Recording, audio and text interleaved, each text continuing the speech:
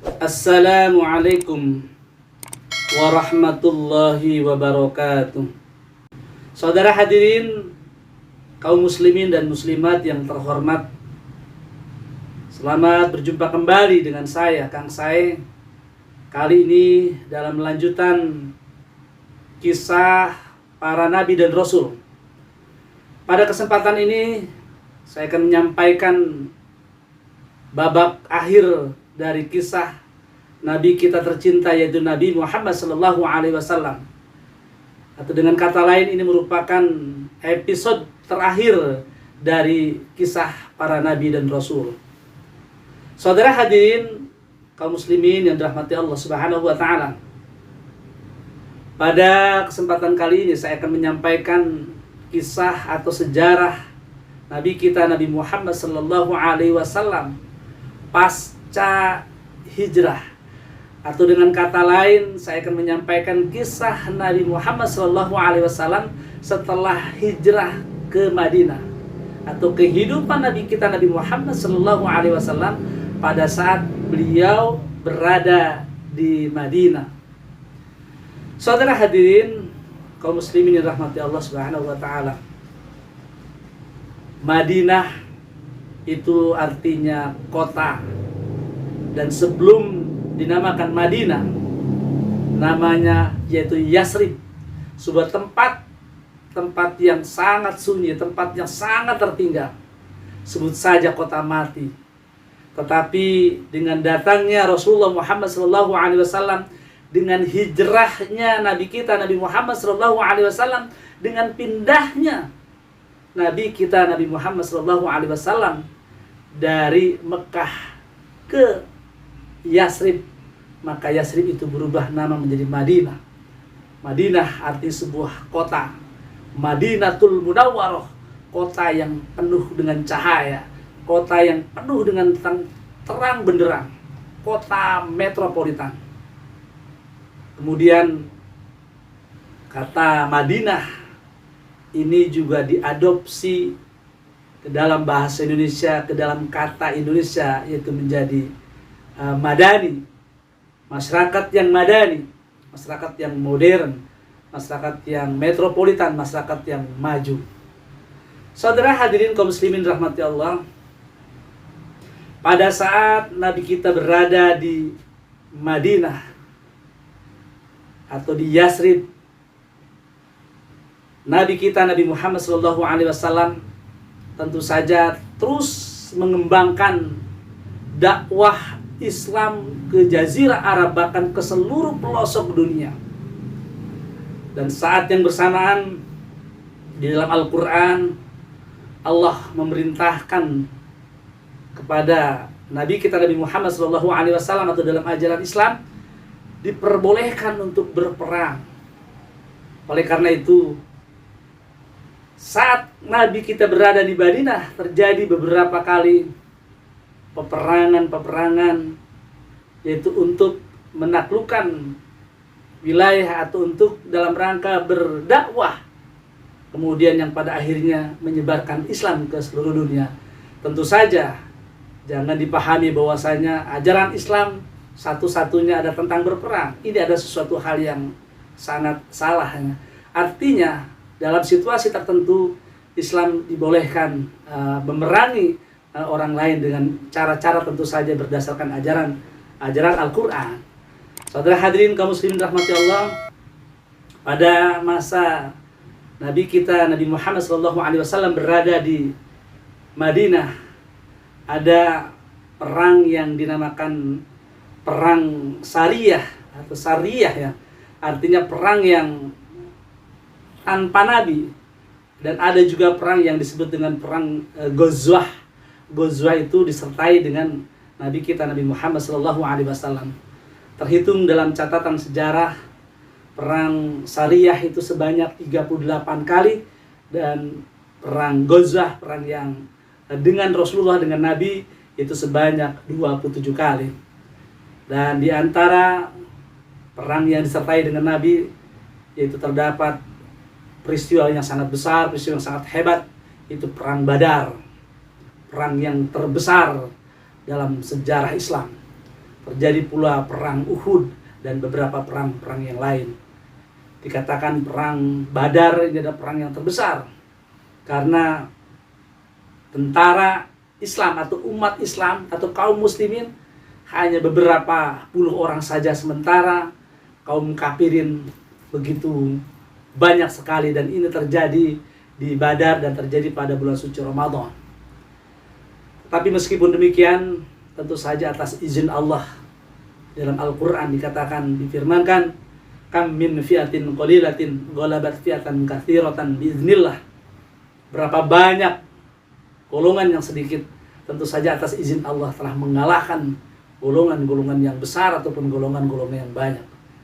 Saudara hadirin kaum muslimin rahmati Allah, meskipun demikian, satu kisah dikatakan atau diriwayatkan bahwa saat kembali Nabi beserta para sahabat dan rombongan dari perang Badar, Rasulullah Sallallahu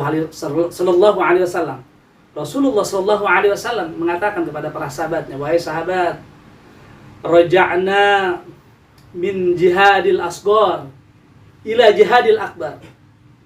Kita ini baru saja pulang, kita ini baru saja kembali dari satu perang yang sangat kecil. Ma huwa ya Rasulullah? Para sahabat bertanya, ya Rasulullah, bukankah perang Badar ini adalah perang yang terbesar? Kenapa engkau katakan perang yang terkecil? Ya. Kemudian Rasulullah SAW menyampaikan, jihadun nafsi, perang yang terbesar nanti adalah perang melawan hawa nafsu.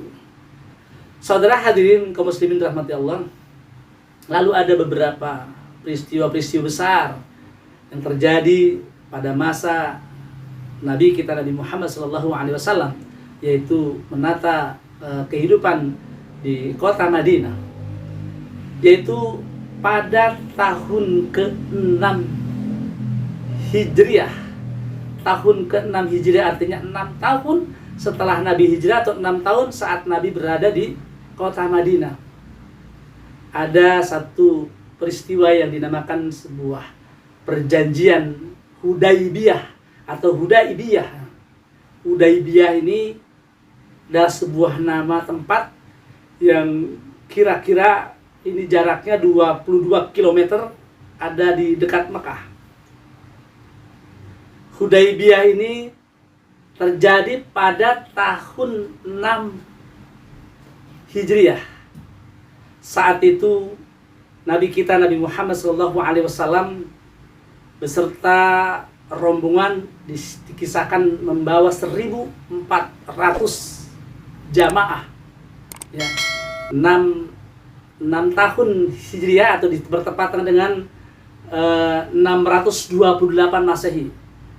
Berangkat Nabi kita Nabi Muhammad SAW beserta 1.400 umat Muslim dari Madinah menuju Mekah yang tujuannya untuk melaksanakan umroh.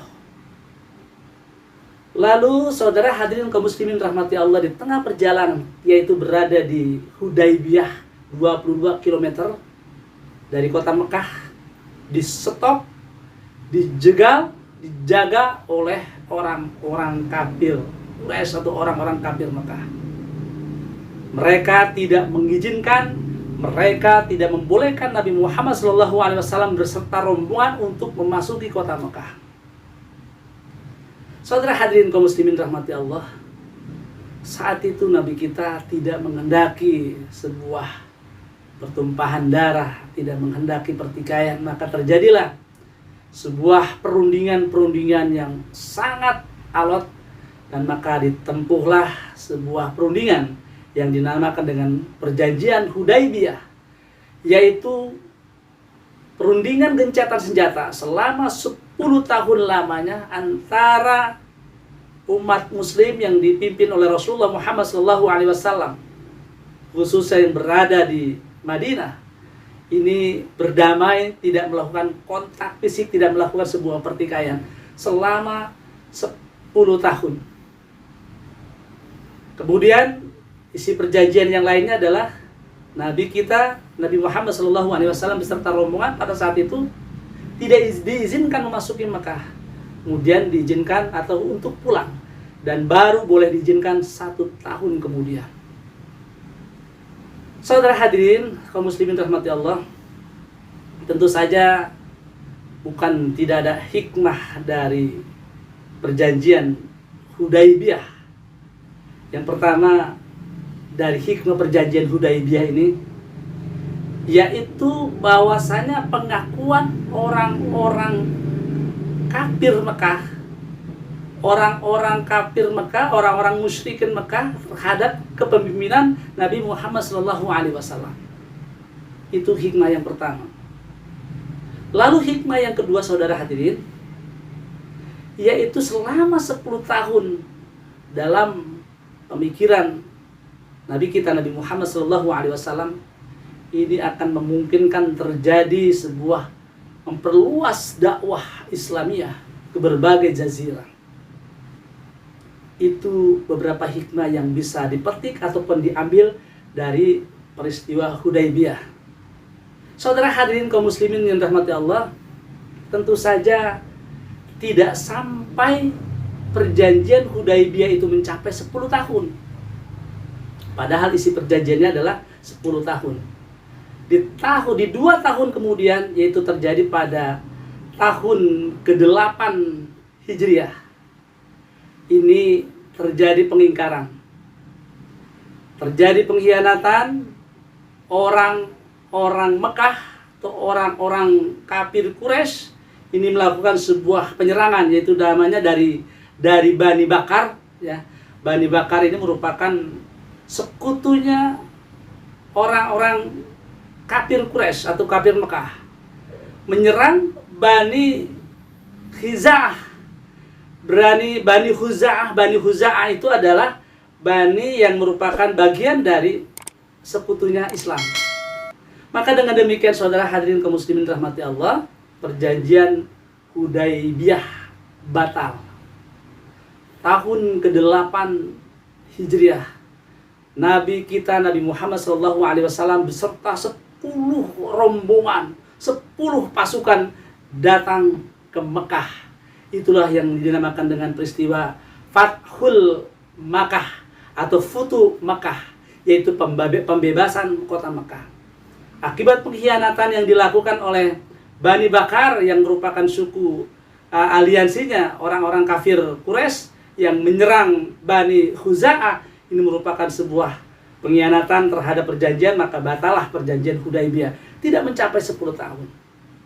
Maka itulah datang rombongan umat Islam yang dipimpin oleh Rasulullah Muhammad SAW beserta 10.000 rombongan, 10.000 pasukan datang ke Mekah. Inilah untuk membebaskan kota Mekah. Saat itu sudah dilakukan lobby-lobby dan ada satu pemimpin dari kalangan orang-orang Mekah, tetapi tidak dihiraukan. Dan kemudian Nabi ketika itu berpidato di atas Ka'bah, ya, dan pemimpin dari rombongan mereka bernama Abu Sufyan. Abu Sufyan melakukan sebuah lobby-lobby terhadap para sahabat Nabi, bahkan terhadap Nabi, tapi tidak dihiraukannya. Kemudian Nabi beserta rombongan datang ke kota Mekah dengan untuk menaklukkan dan membebaskan kota Mekah. Saudara hadirin kaum muslimin rahmati Allah, tidak ada satu tetes darah pun yang tumpah. Semuanya berjalan dengan aman dan damai. Tenang, tidak ada keributan apa-apa. Lalu Nabi kita Nabi Muhammad SAW, dia berpidato di atas Ka'bah. Apa yang dikatakannya? Saudara-saudara hadirin sekalian, khususnya disampaikan kepada orang-orang Mekah, orang-orang kafir, orang-orang Quraisy. Siapa yang saat ini sedang berada di Ka'bah, saat ini sedang berada di Masjidil Haram, maka mereka itu adalah orang-orang yang selamat. Tentu saja bersyukurlah mereka yang saat-saat itu sedang berada di Mekah atau berada di Ka'bah, di sekitar Masjidil Haram. Lalu Rasulullah Muhammad SAW melanjutkan pidatonya. Saudara-saudara sekalian, siapa yang saat ini sedang berada di rumah Abu Sufyan, Abu Sufyan adalah pemimpin mereka, pemimpin orang-orang Mekah, pemimpin orang-orang kafir pada saat itu. Siapa yang saat ini sedang berada di rumah Abu Sufyan, mereka itu adalah orang-orang yang selamat. Tentu saja merasa bergembira mereka orang-orang yang berada di rumah Abu Sufyan, karena kata Nabi kita Nabi Muhammad SAW, mereka tidak akan dianiaya, mereka tidak akan dibunuh, mereka akan selamat. Lalu Rasulullah SAW, Nabi kita Nabi Muhammad SAW melanjutkan lagi pidatonya. Saudara-saudara sekalian, siapa yang saat ini sedang berada di rumahnya masing-masing, maka dia akan selamat. Subhanallah, Maha suci Allah. Kemudian umat orang-orang kafir pada saat itu seolah-olah dimaafkan oleh Nabi kita Nabi Muhammad SAW. Disitulah kemenangan umat Islam. Ya. Idza jaa nasrullahi wal fath, ketika datang pertolongan Allah, maka umat non-muslim atau orang-orang kafir pada saat itu berbondong-bondong dan masuk ke dalam Islam, dan mereka mengucapkan kalimat tauhid, la ilaha illallah Muhammadur Rasulullah, mengakui bahwasanya Allah adalah sebagai Tuhan dan mengaku sebagai Muhammad adalah sebagai Rasulullah sallallahu alaihi wasallam, utusan Allah. Saudara hadirin kaum muslimin rahmati Allah, itulah beberapa kisah yang terjadi pada saat Nabi kita berada di Madinah atau di Yasrib. Saudara hadirin kaum muslimin rahmati Allah, lalu di tahun 10 Hijriah, 10 tahun Nabi berada di Madinah. Artinya ini adalah di episode terakhir, di babak-babak terakhir kisah Nabi kita Nabi Muhammad SAW. Nabi kita Nabi Muhammad SAW itu melaksanakan, datang pada bulan Zulhijjah, datang ke Mekah, yaitu untuk melaksanakan haji. Dan itulah yang dinamakan dengan haji wada, haji terakhir, haji penghabisan. Karena setelah itu Nabi kita Nabi Muhammad SAW tidak lagi melaksanakan haji, karena setelah itu adalah beliau wafat. Saudara hadirin kaum muslimin rahmati Allah, kemudian Rasulullah Muhammad SAW, Nabi kita tercinta, dia melakukan sebuah khutbah, melaksanakan sebuah tausiah, ceramah di atas untanya, sampai begitu terik matahari, begitu panas menyengat, dan air keringatnya, air mukanya bercucuran dengan peluhnya, dengan keringatnya, dibasahi dengan keringatnya. Rasulullah Muhammad SAW berpidato tentang perintah kita untuk melaksanakan takwa kepada Allah, kemudian tentang melenyapkan riba, tentang persamaan hak, lalu menyampaikan tentang tidak ada lagi pertumpahan darah, persatuan Islam dan seluruhnya. Pada saat itu Nabi kita melaksanakan khutbah yang disebut dengan khutbatul wada, terjadi 10 tahun kenabian, atau 10, bukan maksud saya 10 tahun 10 Hijriah. Artinya di episode terakhir Nabi kita berada di Madinah. Saudara hadirin kaum muslimin rahmati Allah, dalam satu kisah dikatakan, diriwayatkan bahwasanya sejak peristiwa haji wada atau khutbatul wada Nabi kita Nabi Muhammad SAW, Nabi kita masih menyisakan usia kurang lebih 81 hari, 3 bulan kurang atau 2 bulan lebih, 81 hari. Maka kembalilah. Nah, pada saat Nabi kita Nabi Muhammad SAW berada di atas untanya, maka itulah turun surat Al-Maidah ayat yang ketiga. Allah berfirman, Al-yauma akmaltu lakum dinakum. Pada hari ini aku sempurnakan agamamu, dan juga aku berikan wa ni'matu raditu bi. Al-yauma akmaltu lakum dinakum. Pada hari ini aku sempurnakan bagimu, itu agama Islam. Kemudian kami cukupkan nikmatku atas dirimu.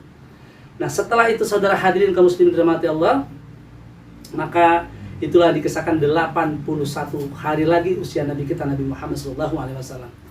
Saudara hadirin kaum muslimin dirahmati Allah, setelah turun ayat surat Al-Maidah ayat yang ketiga, kemudian disampaikan kepada para sahabat, ada salah seorang sahabat yang begitu sensitif, yang begitu peka hatinya, yaitu Abu Bakar As-Siddiq.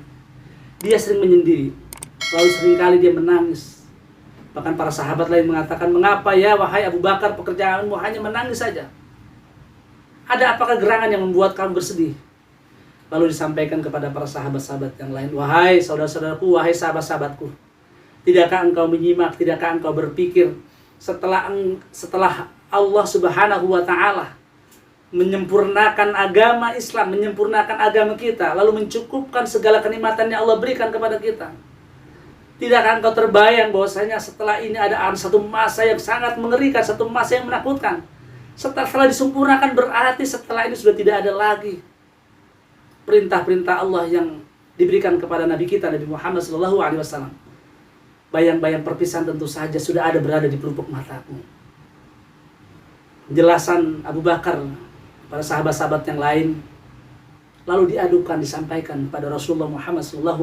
Wahai Rasulullah, benarkah apa yang disampaikan oleh Abu Bakar tentang dirimu, tentang masa-masa setelah ini? Lalu Rasulullah Muhammad SAW membenarkan apa yang dirasakan oleh Abu Bakar As-Siddiq, sahabat yang sangat dia cintai. Saudara hadirin kaum muslimin rahmati Allah, begitu semakin dekat, semakin dekat, dan Nabi sebelum sakit, ada yang mengisahkan ada 18 hari sebelum wafatnya ia sakit, ada yang mengatakan 13 hari ia sakit, bahkan ada yang mengatakan 7 hari ia sakit. Tapi tetap dalam sakitnya ia terus mengajak kepada umatnya untuk bertakwa kepada Allah Subhanahu wa Ta'ala. Bahkan ada satu kisah kecil ketika ia sakit, dia terbayang dia meminta kepada istrinya Aisyah untuk mengambil ada 7 dinar uang di balik tikar. Tolong sampaikan, berikan kepada fakir miskin, berikan kepada anak yatim. Aku tidak ingin bahwa saya nanti ketika aku menghadap Allah Subhanahu wa Ta'ala, aku memiliki beban yang sangat berat. Miskin ketika aku datang, maka miskin pula ketika aku menghadap Allah Subhanahu wa Ta'ala. Yatim ketika aku dilahirkan, dan yatim piatu pula ketika aku menghadap Allah Subhanahu wa Ta'ala. Saudara hadirin kaum muslimin rahmati Allah, bahkan suatu hari mendekati Rasulullah wafat, Rasulullah Muhammad SAW memerintahkan kepada Bilal untuk mengumandangkan azan.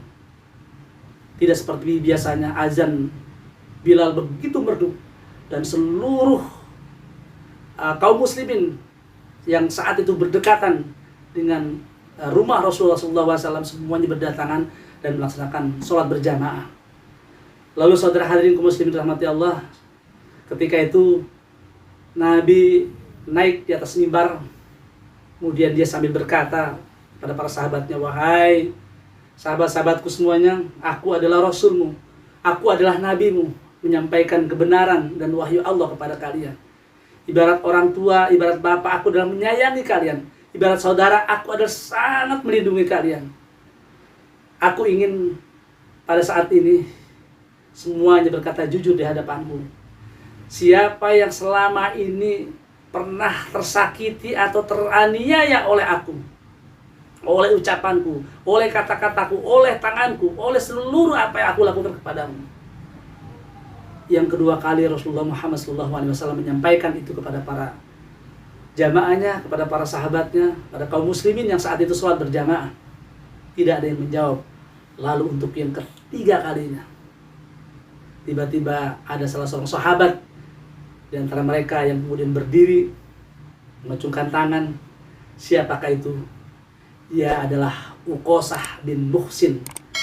Uqasah bin Muhsin yang ingin melakukan sebuah hukum kisos kepada Nabi Muhammad SAW. Tentang Uqasah bin Muhsin tentu saja nanti akan saya sampaikan pada episode tersendiri, itu nanti kisah para sahabat. Ini ada satu kisah yang sangat mengharukan. Saudara hadirin kaum muslimin rahmati Allah. Kemudian singkat kisah, di penutup kisah ini Nabi sakit, dan dalam sakitnya berhari-hari, dan kemudian di saat-saat terakhir dia meminta kepada Abu Bakar untuk menjadi imam, dan Bilal tetap memandangkan azan. Lalu sempat satu waktu kemudian Nabi meminta untuk dibimbing, dibawa ke masjid untuk melaksanakan sholat berjamaah. Dan disitulah dia menyampaikan juga kata-kata terakhir dan memperlihatkan wajah yang sangat senyum yang sangat manis. Dan itu adalah saat-saat yang terakhir beliau berada di dunia dan berada di tengah-tengah para sahabatnya. Kemudian saudara hadirin kaum muslimin rahmati Allah, Nabi berwasiat agar ketika nanti ia wafat, Nabi meminta supaya Ali bin Abi Thalib untuk memandikannya, dan kemudian juga minta nanti pada saat ia wafat, maka yang membungkus kain kafannya, kain kafan ada dari sorbannya sendiri, dari pakaiannya sendiri, dan meminta supaya jenazahnya dimakamkan di bawah tempat tidurnya, yang kemudian sampai saat ini di dalam Masjid Nabawi yaitu ada makam Rasulullah Muhammad SAW yang selalu tercium aroma yang sangat wangi. Itu kisah seorang manusia yang sangat agung di hadapan Allah Subhanahu wa taala. Saudara hadirin kaum muslimin rahmati Allah, tentu saja saat ini Rasulullah SAW, Nabi kita tercinta, telah tiada. Beliau sudah wafat, tapi tentu saja tentang wafatnya manusia ini adalah sebuah keniscayaan. Kullu nafsin dha'iqatul maut, setiap manusia pasti akan mengalami kematian. Wa ma Muhammadun illa rasul, Nabi Muhammad atau Muhammad tidak lain adalah seorang rasul. Qad khalat min qablihir rusul afa immata au qutilan qalabtum ala aqabikum wa may yanqalib ala aqibaihi fala yadurrullaha syai'a wa sayajzil syakirin. Nabi Muhammad itu adalah seorang manusia biasa, seorang rasul. Kemudian juga telah wafat, telah mati nabi-nabi sebelumnya. Apakah kalau Nabi Muhammad wafat lalu kita akan berpaling? Tentu saja itu tidak akan menjadi kerugian buat bagi Allah, tetapi tentu saja bagi kita merupakan sebuah kerugian, dan kita tetap tidak akan berpaling kalaupun Rasulullah SAW telah tiada. Dan para sahabat sempat menyampaikan, wahai Rasulullah, ketika engkau telah tiada, kepada siapa lagi kami akan bersandar? Kepada siapa lagi kami akan bertanya? Inilah kemudian Rasulullah SAW menyampaikan satu hadis, taraktu fikum amroini lan tadillu ma in tamassaktum bihima, kitabullah wa sunnatur Rasulullah. Aku tinggalkan dua perkara ini. Apabila engkau berpegang teguh kepada keduanya, maka engkau tidak akan tersesat selama-lamanya, yaitu kitabullah, yaitu Al-Quran, dan wa sunnatur Rasulullah, yaitu hadis Rasulullah Muhammad SAW. Saudara hadirin kaum muslimin rahmati Allah, sungguh telah ada pada diri Rasulullah suri tauladan yang baik bagi kita. Laqad kana lakum fi Rasulillahi uswatun hasanah. Saudara hadirin kaum muslimin rahmati Allah, dengan di bagian akhir atau akhir kisah Nabi Muhammad SAW, berarti ini merupakan episode yang terakhir pula di serial kisah para nabi dan rasul. Mudah-mudahan kisah para nabi dan rasul yang saya sampaikan dari mulai Nabi Adam alaihissalam sampai kepada Nabi Muhammad SAW ini merupakan sebuah contoh keteladanan, contoh kebaikan-kebaikan buat kita, dan kemudian kita akan bisa menjalankan, melaksanakan dalam kehidupan kita sehari-hari, khususnya kisah dari Nabi kita Nabi Muhammad SAW. Sekian dan demikian akhirul kalam. Billahi taufiq wal hidayah, birridha wal inayah. Wassalamualaikum warahmatullahi wabarakatuh.